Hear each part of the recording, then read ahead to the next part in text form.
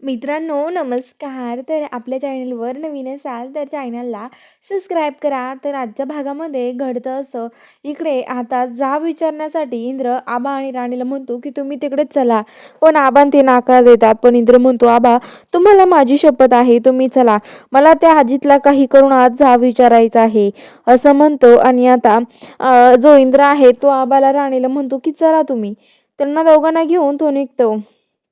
तो आता महाडिकांच्या घरी येतो. तिथे घरी आल्यावरती आता तो गेट उघडून आतमध्ये येतात. तर इकडं सगळेजण, दादासाहेब महाडिक, विक्रांत, उर्मिला, रत्नाकाकी, अजित सगळेजण टेरेसवरून बघत असतात. तर आता इंद्र खाली येतो, खूप ओरडतो, ए अजित कुठे आहे रे, ए बाहेर चल, हिंमत असेल तर बाहेर ये ना.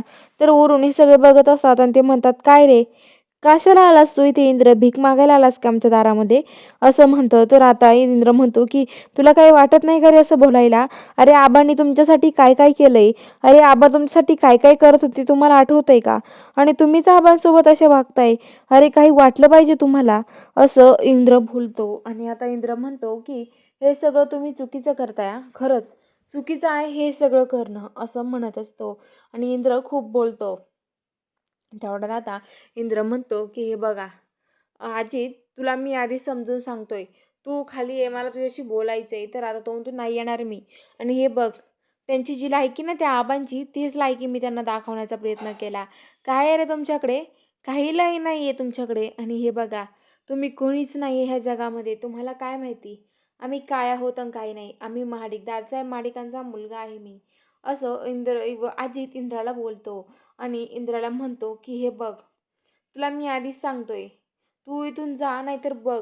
इंद्राला त्यांना ते अजित आणि ते सगळेजण म्हणतात. तर आता ते काहीच म्हणत नाही. आबा म्हणतात की अजित तू माझ्याशी असं का वागलाय. तर आता अजित काहीच बोलत नाही. तर दादासाहेब माडिक म्हणतात, तुम्ही इथून जाणार आहात की नाही, हे बघा, आम्हाचं इथं काही यायचं नाही आमच्या दारामध्ये, अजिबात इथे आरडाओरडा करायचा नाही, निघा चला इथून, असं दादासाहेब माडिक ओरडतात. विक्रांत पण त्यांचा अपमान करतात, सगळेजण त्यांचा खूप अपमान करतात. तर आता ते म्हणतात की तुम्ही माझ्या बापाला माझ्यापासून लपवून ठेवलं, असं अजित आणि विक्रांत म्हणतात.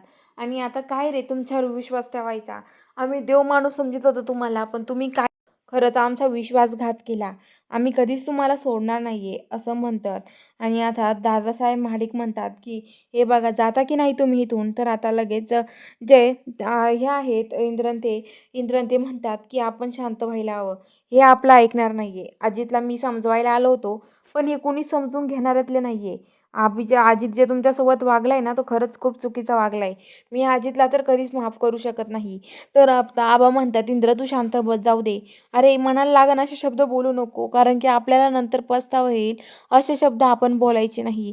तर आता इंद्र म्हणतो, अहो आबा तुम्हाला माहिती का कसे वागताय ते, यांचं एवढं ऐकून घ्यायचं आणि तुम्ही मलाच बोलताय का आबा, अहो कळतं की तुम्हाला आबा काय बोलताय ते तुम्हाला. आबा म्हणतात, जाऊ दे, जे बोलते ना बोलणारे बोलू दे त्यांना, असं म्हणतात.